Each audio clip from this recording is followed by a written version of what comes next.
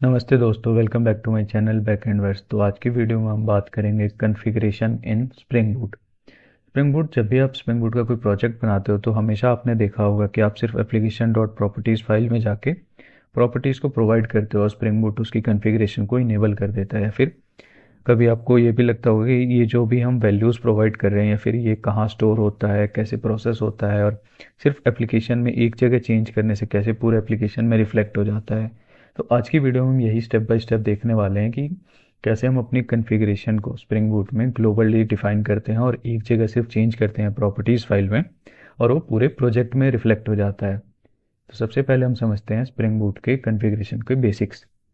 Spring boot में configuration का मतलब होता है एप्लीकेशन के बिहेवियर को कंट्रोल करने। जो भी कॉन्फ़िगरेशन आपकी एप्लीकेशन में मेंटेन हो रहा है उसे ग्लोबली डिफाइन करना, उसे डायनेमिक बनाना। मतलब कि आप कभी भी चाहते हो कि अब उस प्रॉपर्टी को चेंज करना है तो आप सिर्फ एप्लीकेशन डॉट प्रॉपर्टीज़ में चेंज करोगे और पूरी एप्लीकेशन में वो रिफ्लेक्ट हो जाएगा। जैसे कि सबसे बेटर एग्जांपल है इसके लिए जो हमने स्प्रिंग बूट पोस्टग्रेस का ट्यूटोरियल देखा था।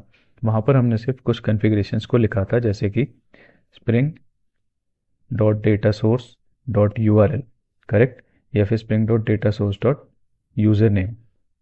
स्प्रिंग बूट ने इस कॉन्फ़िगरेशन को रीड करा और फिर उसे एप्लीकेशन में यूज़ कर लिया। तो आज की वीडियो में हम यही देखने वाले हैं कैसे ये सारा मेटाडेटा प्रोसेस होता है, कैसे कॉन्फ़िगरेशन को हम यूज़ करते हैं, कैसे इसे डायनेमिक बनाते हैं। ठीक है। तो स्प्रिंग बूट में दो तरीके से स्प्रिंग बूट हमारी कॉन्फ़िगरेशन को रीड करता है, मतलब दो फाइलों का यूज़ करके, एप्लीकेशन डॉट प्रॉपर्टीज़ और दूसरा जो इसका फॉर्मेट होता है वो होता है YML फॉर्मेट। मतलब हम एक एप्लीकेशन डॉट YML भी यहाँ पर डिफाइन कर सकते हैं। YML में प्रॉपर्टीज़ को डिफाइन करने का तरीका थोड़ा अलग होता है, अगर आप लोगों को पता हो। जैसे कि सर्वर डॉट पोर्ट हमने डिफाइन कर दिया 8081। ठीक है।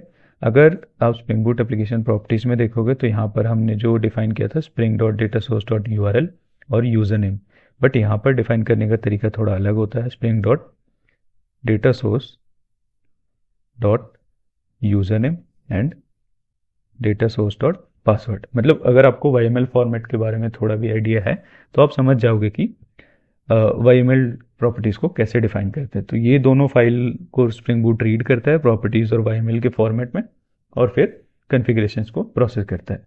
अब हम देखते हैं कि जो भी कॉन्फ़िगरेशन आप स्प्रिंग बूट में यहाँ प्रोवाइड करोगे, सपोज आपने यहाँ पर प्रोवाइड किया 8811 या फिर 5501, कुछ भी। यूज़र नेम आपने प्रोवाइड किया एडमिन, पासवर्ड आपने प्रोवाइड किया एडमिन हाइफन पासवर्ड।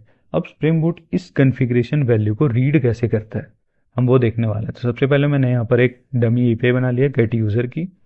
अब हम यहाँ पर एक पैकेज बनाएंगे। सबसे पहले कॉन्फ़िग, इसके अंदर हम एक फाइल को डिफाइन करेंगे एप्लीकेशन कॉन्फ़िग। ठीक है।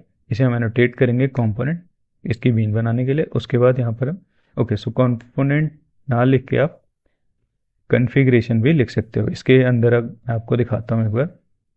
हाँ, हम इस एनोटेशन का भी यूज़ कर सकते हैं कॉन्फ़िगरेशन का, जो कि मार्क करता है कि स्प्रिंग बूट को ये बताता है कि ये जो हमारी करंट क्लास है ये कॉन्फ़िगरेशन क्लास है। फिर हम यहाँ पर डिफाइन करेंगे अपनी प्रॉपर्टीज़ को, स्ट्रिंग डेटाबेस URL। इसके बाद यहाँ पर हम यूज़ करते हैं @वैल्यू एनोटेशन का।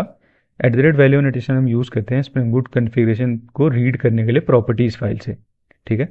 इसका लिखने का फॉर्मेट होता है यहाँ पर हम यूज़ करेंगे डॉलर, और इसके अंदर हम यूज़ करने वाले हैं अपनी की का नेम, मतलब जो भी हमारी प्रॉपर्टीज़ की का नेम है हमारी कॉन्फ़िगरेशन फाइल में। That's it. तो यहाँ पे हमने सक्सेसफुली अपने कॉन्फ़िगरेशन को डिफाइन किया। उसके बाद हमने उस कॉन्फ़िगरेशन को रीड कर लिया। सिमिलरली हम यहाँ पर करेंगे data source dot URL, user name, private string,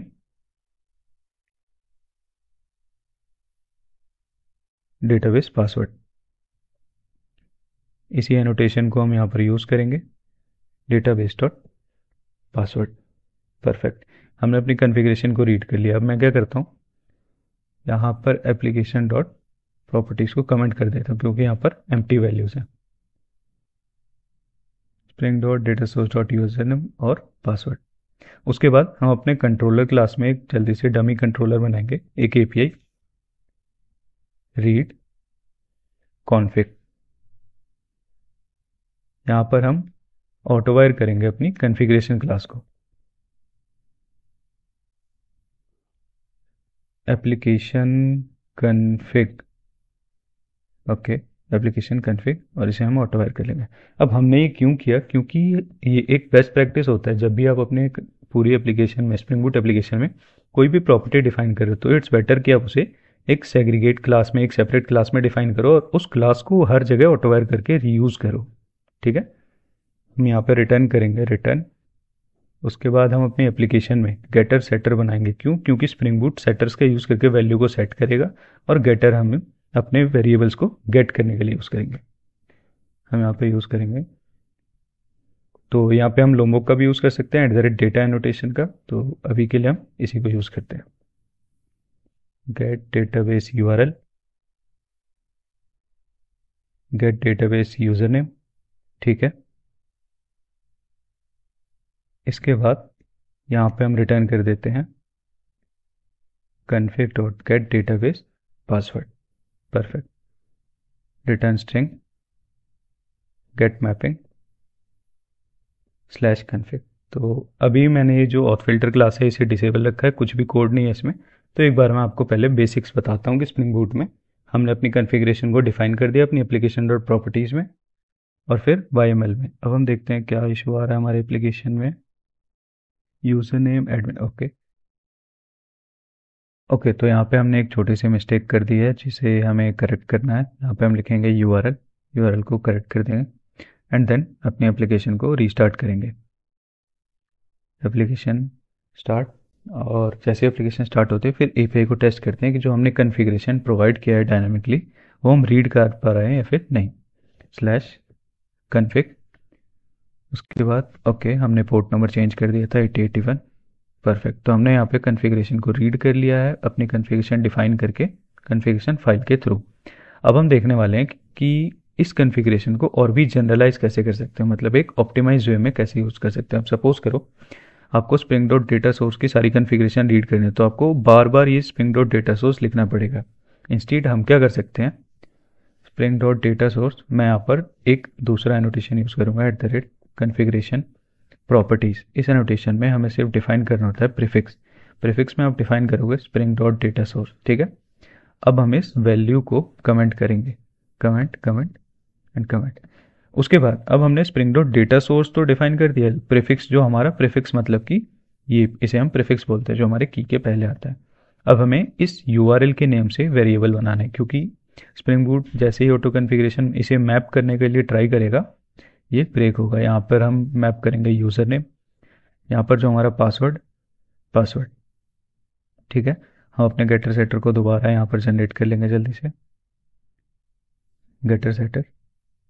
अब मैंने ऐसे यूआरएल यूज़र नेम पासवर्ड क्यों किया, क्योंकि अगर आप यहाँ पर देखोगे एप्लीकेशन डॉट YML में तो डेटा सोर्स के अंदर हमारे पास यूआरएल यूज़र नेम पासवर्ड। हमने अपने कॉन्फ़िगरेशन क्लास में ये बता दिया कि स्प्रिंग डॉट डेटा सोर्स हमारा कॉमन पार्ट है और उसके बाद हमें जितनी वेरिएबल्स को रीड करना है वो हम अलग अलग डिफाइन कर देंगे, ठीक है। स्प्रिंग डॉट डेटा सोर्स हमारा प्रीफिक्स, फिर यूआरएल यूज़र नेम और पासवर्ड। अब देखते हैं हमारा, यहाँ पे इसे करेक्ट कर देते हैं जल्दी से, get URL, get user name, get password. Application restart करते हैं और देखते हैं हम डेटा को रीड कर पा रहे हैं या फिर नहीं। ओके यहाँ पे इशू आ रहा है, bean of the application is configuration, हमने कुछ गलत कर दिया। ओके हमने कॉन्फ़िगरेशन को कमेंट कर दिया था, माय बैड। एप्लीकेशन को रीस्टार्ट करते हैं।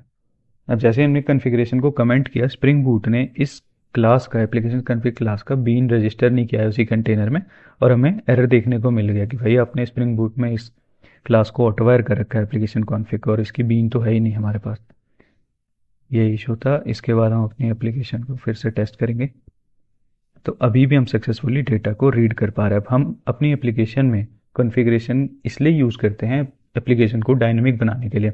सपोज आज आपकी एप्लीकेशन जो है डेव इन्वायरमेंट पे डिप्लॉयड है, कल जैसे ही हम इसे किसी दूसरे टेस्टिंग या फिर स्टेज या फिर प्रोडक्शन पे डिप्लॉय करेंगे वहाँ पर इस कॉन्फ़िगरेशन की वैल्यू अलग होगी, मतलब वहाँ पर जो डेटाबेस का यूआरएल होगा वो अलग होगा, यूज़र नेम पासवर्ड अलग होगा। तो आपको कोड चेंज नहीं करना पड़ेगा, आप सिर्फ कॉन्फ़िगरेशन प्रोवाइड करो और आपकी स्प्रिंग बूट की एप्लीकेशन वर्किंग होगी। तो आपने प्रॉपर्टीज़ का यूज़ करके, कॉन्फ़िगरेशन का यूज़ करके एप्लीकेशन को डायनेमिक बना दिया, ठीक है।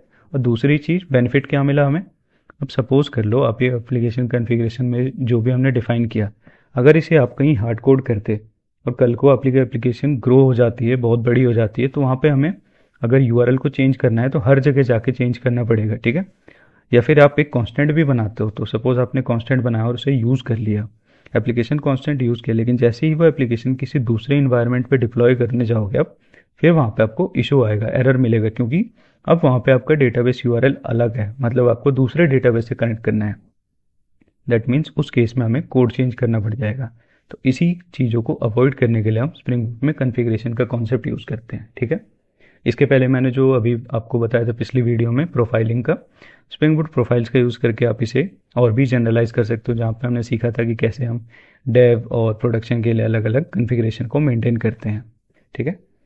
तो आज के लिए इतना ही। अगली वीडियो में हम देखने वाले हैं स्प्रिंग बूट में कैसे स्प्रिंग बीन काम करता है, क्या होता है, कैसे बीन्स को डिफाइन करते हैं, बीन्स के स्कोप्स क्या क्या होते हैं, स्प्रिंग बूट में बीन स्कोप्स क्या क्या होते हैं।